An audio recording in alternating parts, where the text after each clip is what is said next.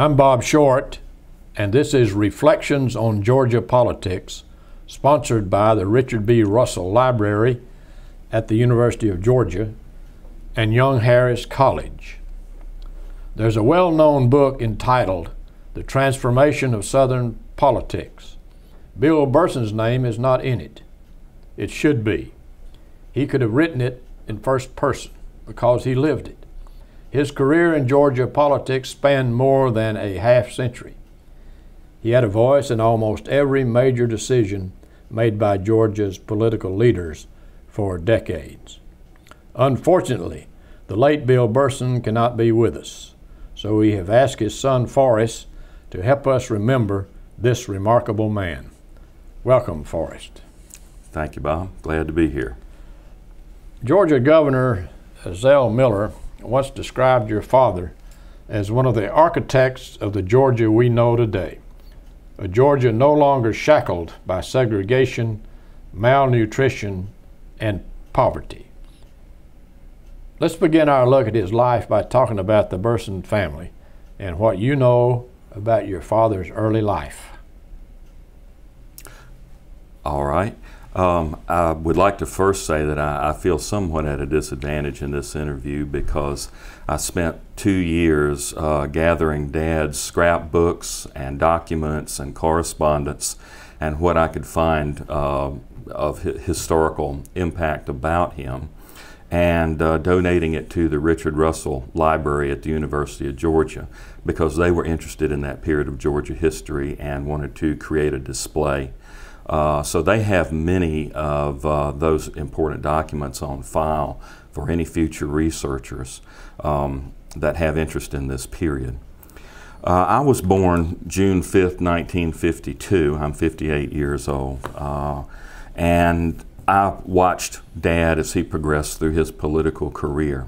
But there was a period of time that Dad had before I was born that I've tried to collect a good bit of information about. He was a child prodigy and a very unique individual, even starting from a young age. Scholastically and intellectually, he was superb. He was born into a mill town and into a low-income family, and he suffered all of the issues that low-income families of the time had, particularly after World War II, during and after World War II. He did not have much of a childhood. He didn't get the chance to play and interact socially like many children later did as America became more fluent.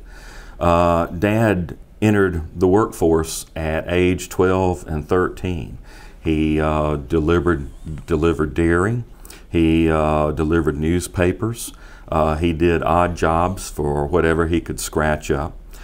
He worked very hard with his father and his grandfather. He learned, I think, at that time that he had much rather work with his head than his hands because he spent a lot of time doing very hard scratch work for small amounts of money to help his family out. Dad, as a consequence, became a realist at a very early age and looked at the life through non-rosy glasses, so to speak. He was not a naive individual. And he learned the value of hard work, and he learned the value of scholastic achievement. And he looked at the world around him and decided that he wanted to make it a better place. And so he moved to do that. And through a collaboration with his mother, my grandmother Mildred Pitts Burson, he was able to achieve these kind of things. He was a child prodigy in school. He had a record of extreme scholastic achievement. He graduated from Robert E. Lee High School as class valedictorian, and I believe he was age 14 at that time when he did that. So his intellectual and scholastic abilities were far above average. He became interested in journalism and the newspaper business and worked very closely with the Thomaston Times Started out as delivering newspapers with them, and then moved into their print office as an errand boy, and then on up to, I believe, being a columnist and maybe even writing some editorials. My understanding from people that I know in Thomaston, Georgia, where I spent a good deal of time visiting with my grandparents, is that he was considered a child prodigy in the county at large, and contributed very much to the community, even at an early point. He went from Robert E. Lee and his graduation there to the University of Georgia and decided he wanted to become a journalist. So he went to the School of Journalism there.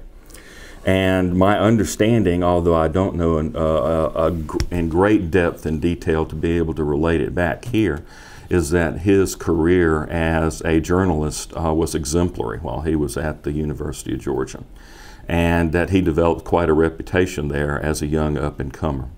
I don't know how much fun he had when he was at the University of Georgia.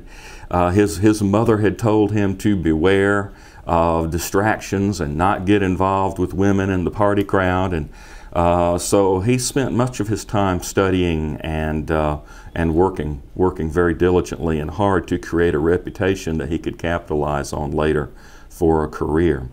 And this is, to me, just as a personal note, one of the sad sides of Bill Burson is that he never did really learn how to have fun. He was a hard pushing, ambitious type A personality from the time that he became a teenager, as long as I knew him. And I saw him struggle to relax year after year after year, and it never seemed that he could do that. I know that it took him 2.5 years to finish Georgia's 4-year journalism program, and he did it with the best scholastic achievement in school. He was able to graduate at 19, Phi Beta Kappa magna cum laude. I would like to read a description that he had left during his college years of himself, which I think is kind of telling. He said, "As to my intellectual pursuits, it's difficult for me to make any concrete statements. My primary interest in this realm is my studies, journalism and history. My reading is necessary, desultory, and spotted because of my work, and when I do read, it is by subject matter rather than by author. I lay claim to no favorite writer, for I read anything from the Greek classic to modern novels. If I were called upon to cite my favorite contemporary journalist, I would say Westbrook Pegler. For although I seldom agree with his opinions, I'm fascinated with preciseness of his composition and grammar.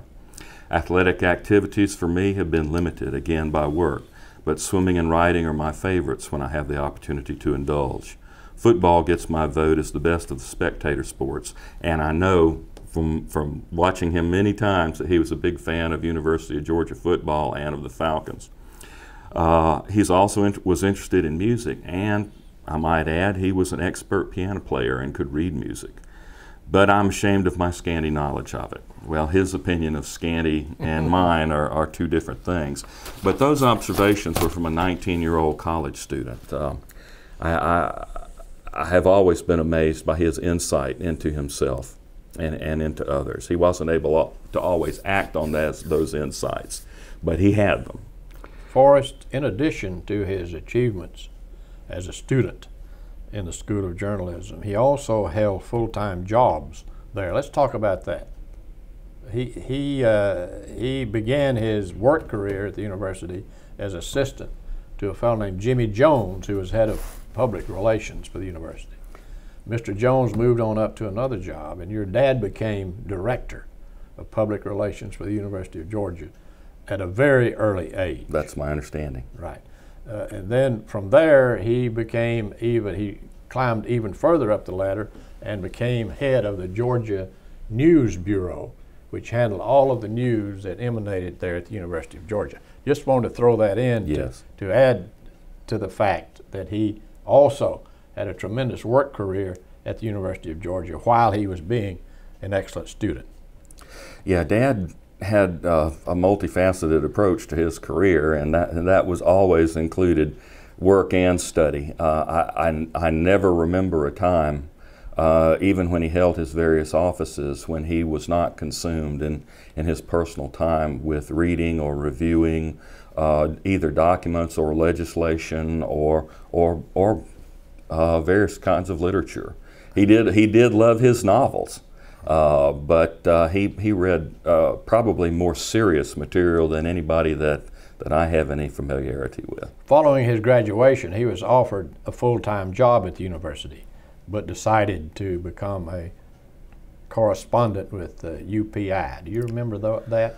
Well, actually, that was a little bit before my birth, but my understanding of those times is that he became a correspondent with United Press, and this was about the time, I'm looking at my notes here that I pulled together last night, when he met Mom, and that was approximately 1950 or so, because he had been working in Atlanta, and he was working for UP then, and he met my mother. She was working for the Baptist Radio Commission, and he met her through a friend of Mom's at the Baptist Student Center on Peachtree Road.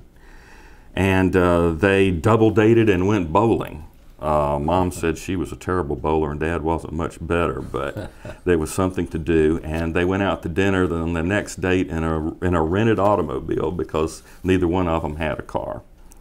And that was back during the time, I believe, when Atlanta had trolleys and had cables strung all over the place and was getting ready to transition to a bus system.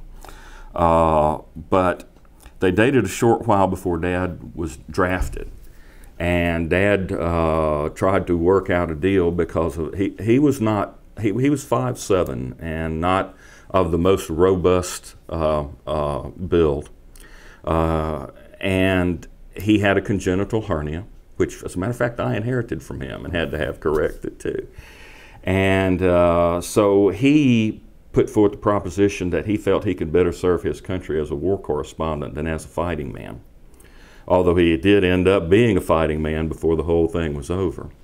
And they accepted that, and he went to Korea as a war correspondent, where he was cited for bravery under fire.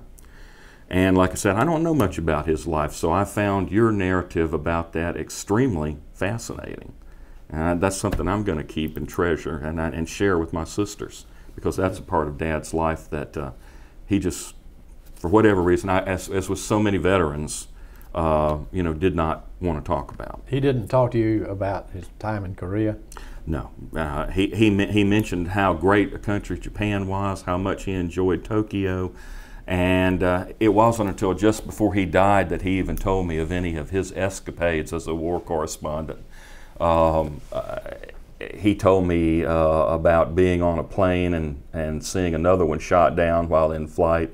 He told me about confronting a North Korean and having to pull his sidearm, point the .45 at the man, and that he was scared and the North Korean was scared, and that they were both rescued by a GI who took them both prisoner.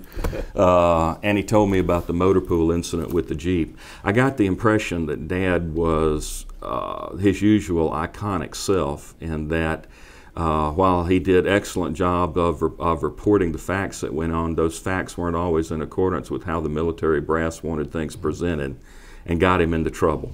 And that was kind of a theme that followed with Dad, I think, his whole career, and that he had a love-hate relationship with authority, and that he wanted to be an authority figure, but he disliked the authority that he had to submit to.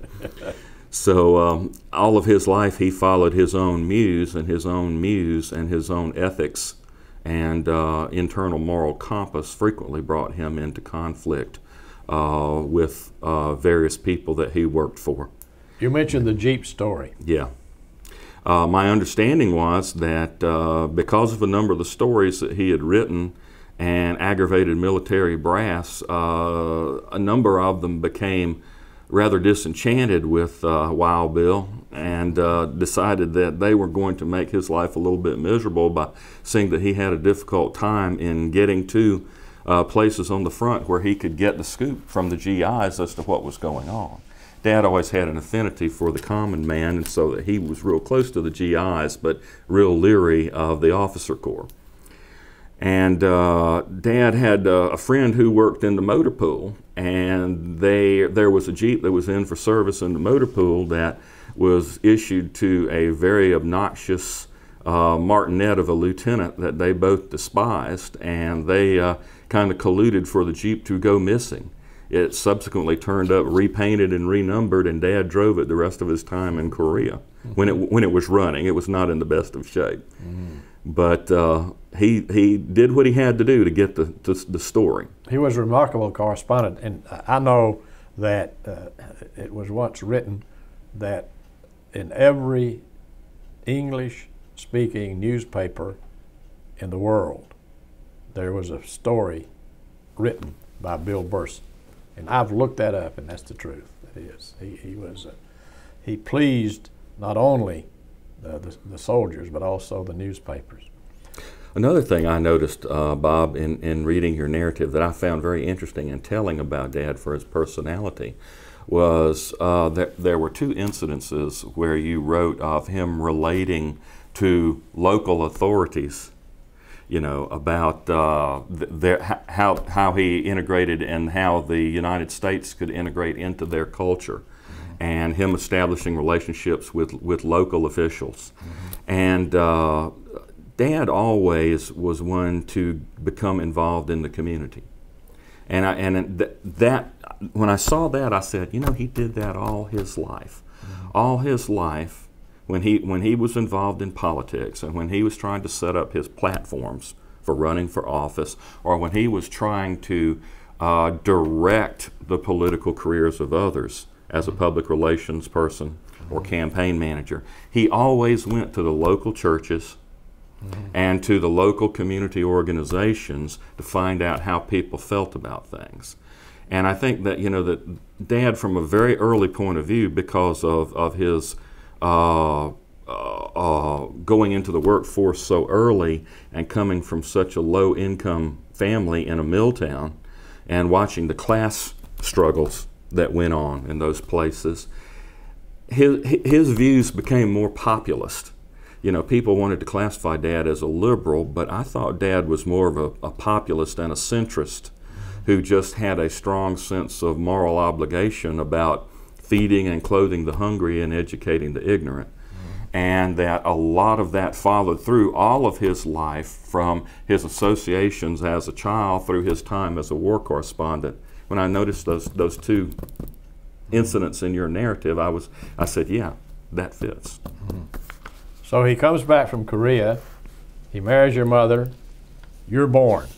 Yeah, I was conceived 2 months after they got married. They had a honeymoon, I believe it was in Bermuda, and came back, and my birth luckily helped Dad with his draft issues, and he was able to come back to the States, be a father, and rekindle his career, which at that time was with United Press in Jackson, Mississippi.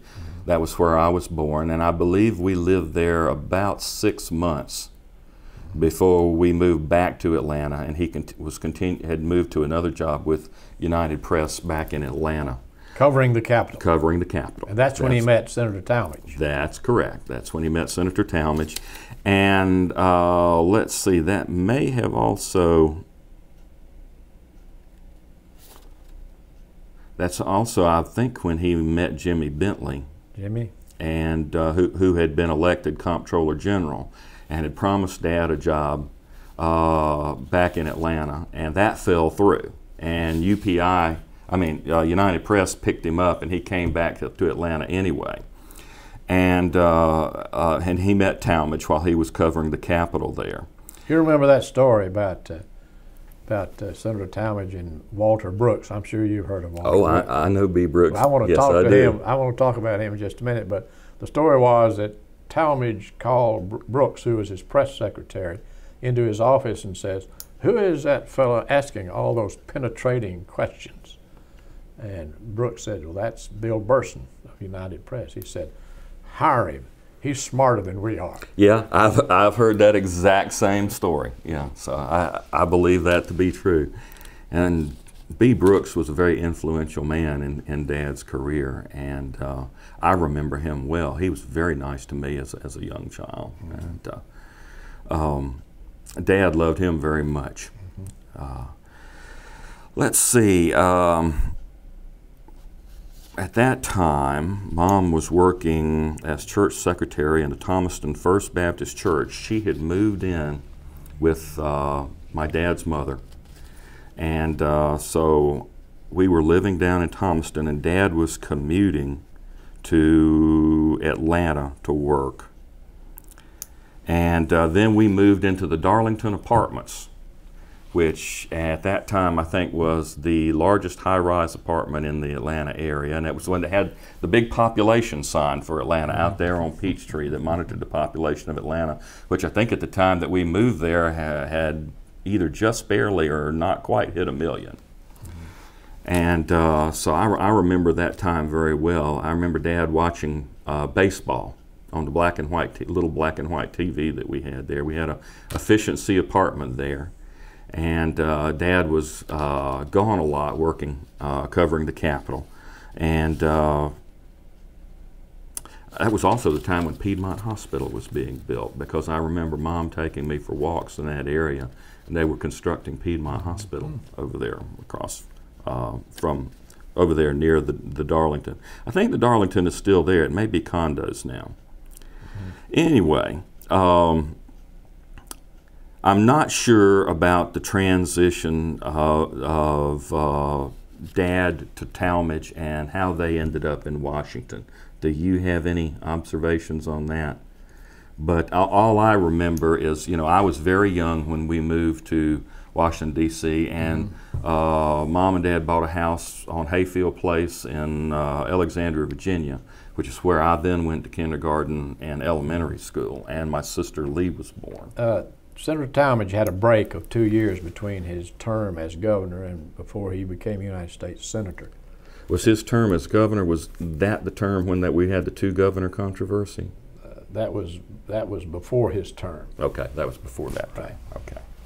But he had that 2-year lapse, and Bill worked as assistant to the Attorney General of Georgia, Mr. Gene Cook, doing his helping him with his administrative duties. I recall that name. And then Bill went to Washington when Senator Talmadge was elected to a term in the United States Senate, and maybe you can pick it up from there. He left here, and y'all went to Washington, and he worked for Talmadge. Right, and we lived in 3 different houses while we lived in Alexandria, Virginia. The first one was fairly small and modest. I remember Dad having a '57 Chevrolet that was black that he hated because black cars got so dirty so fast, and he had to wash it all the time. Also remember it not having any seat belts, and Dad taking me downtown to see a movie and saying, sit back, and I didn't sit back and got smacked against the dashboard when he hit the brakes in D.C. traffic. There's a lot of little childhood anecdotes like that, but the main thing in regards to Dad during those times is I remember Dad being very, very pressured and not seeing a lot of him.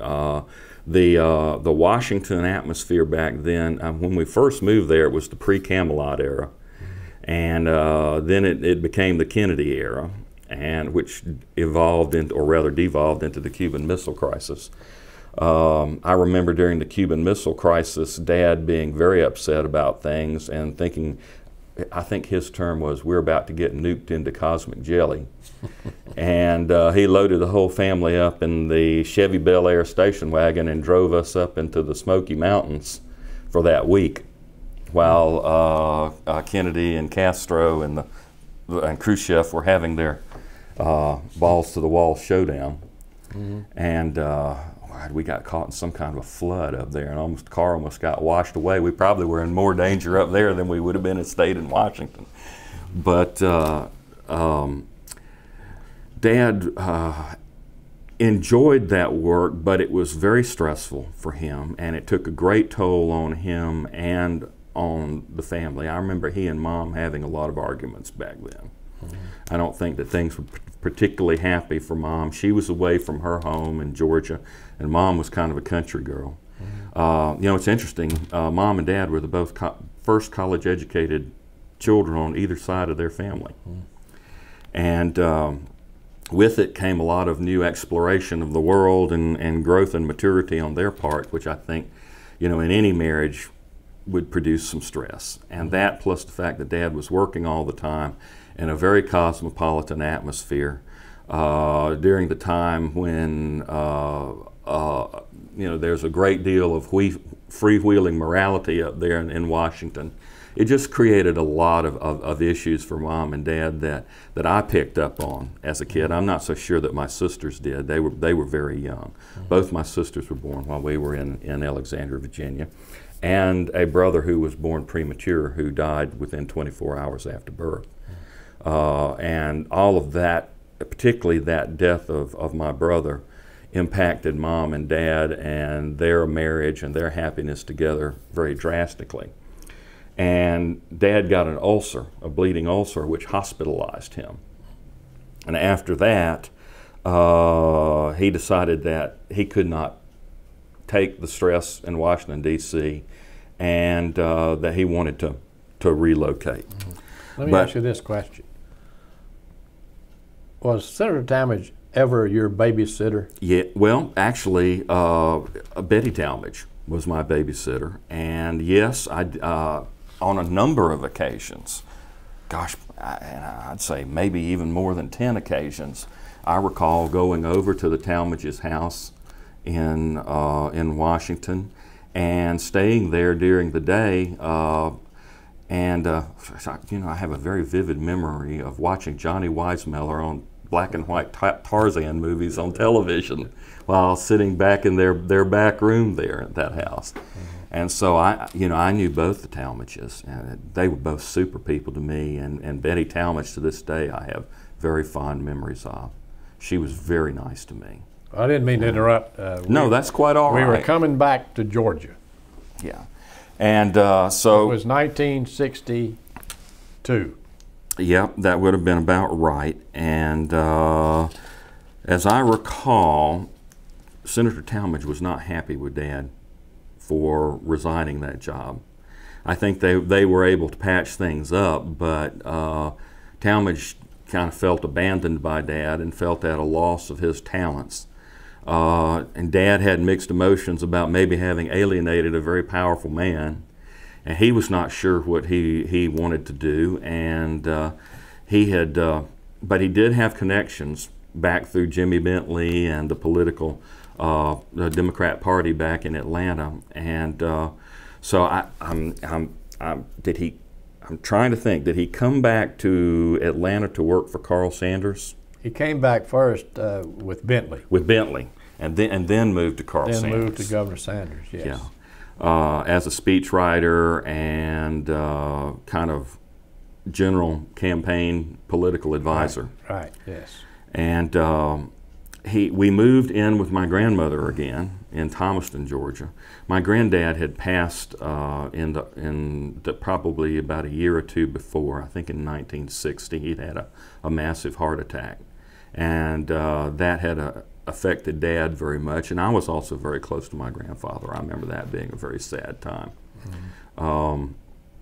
But we moved in with my grandmother, and it's about 2 years after my grandfather's death, and Dad bought a little white Fiat, one of the Italian cars that had just been started importing into the United States, that he used to commute to Atlanta. And I remember that thing broke down all the time and left him stranded all over the place. There's a story there.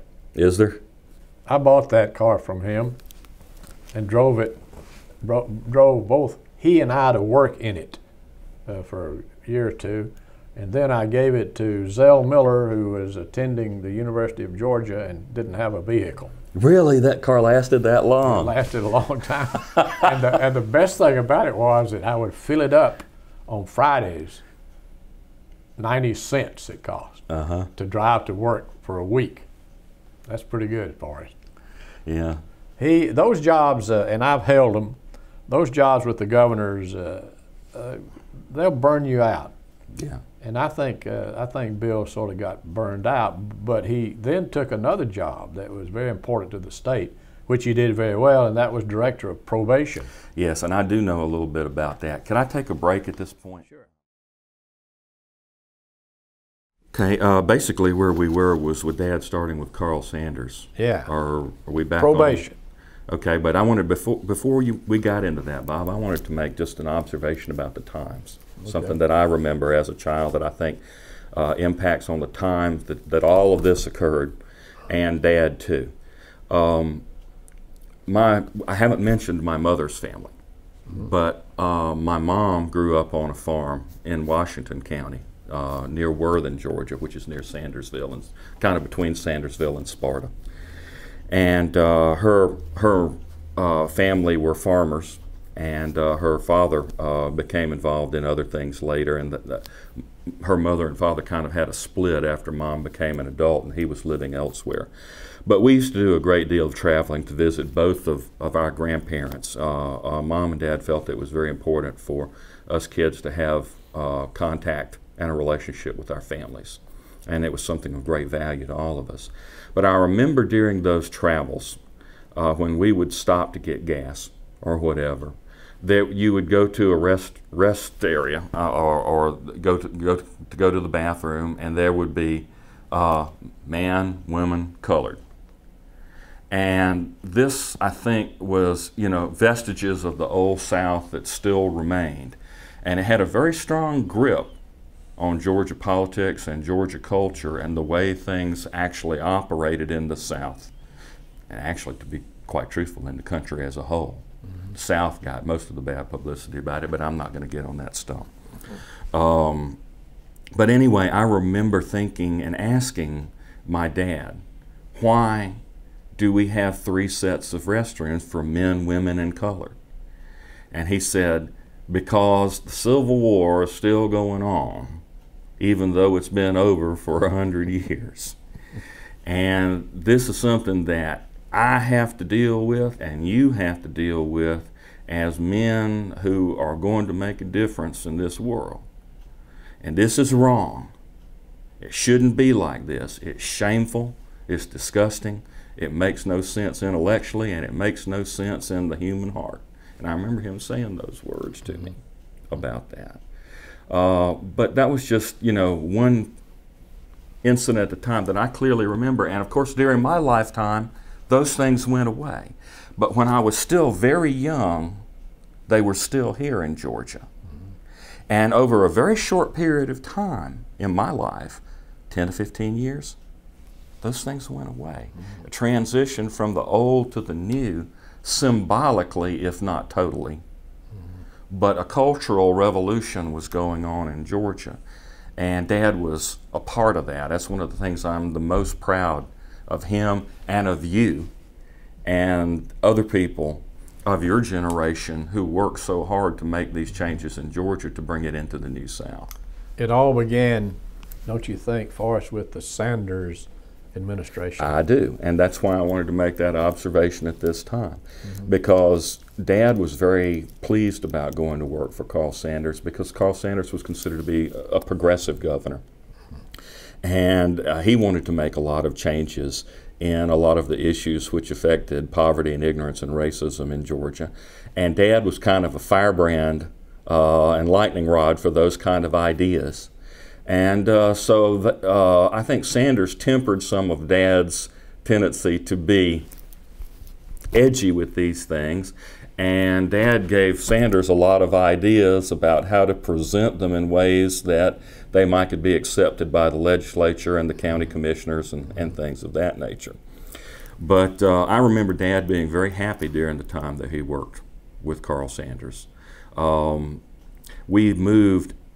We came to Thomaston, Georgia. I was in the middle of my 5th grade year, and went from the Alexandria, Virginia school system, which was one of the best in the nation at that time, to the Upson County school system, which wasn't bad, but with a Southern culture, was, I had gone from kindergarten through halfway through 5th grade in a very cosmopolitan atmosphere, all of a sudden to come into a Southern town.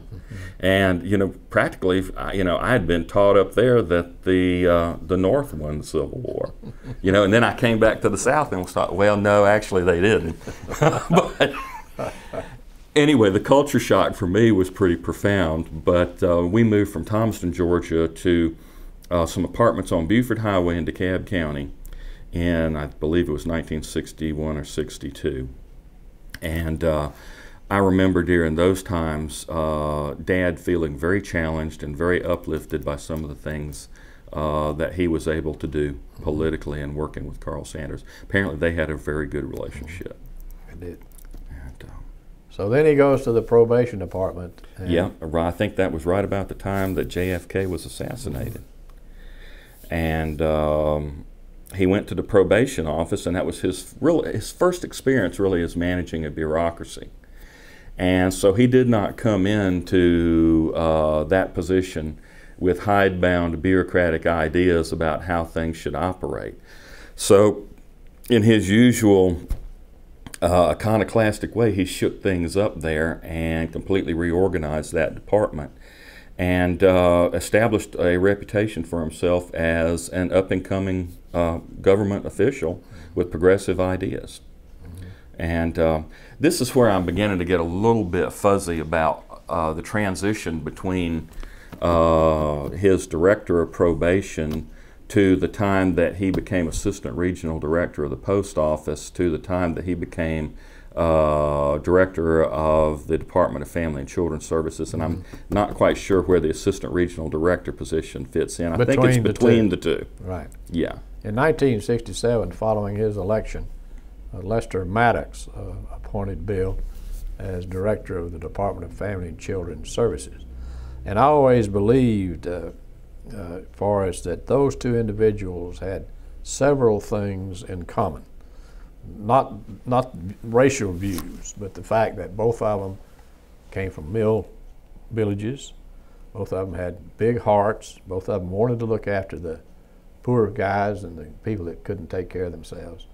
And putting Bill Burson in that position not only gave Bill a chance to do the things that he wanted to do, but it gave Maddox confidence in the fact that he had a person who could do them. Yeah. And I will comment on that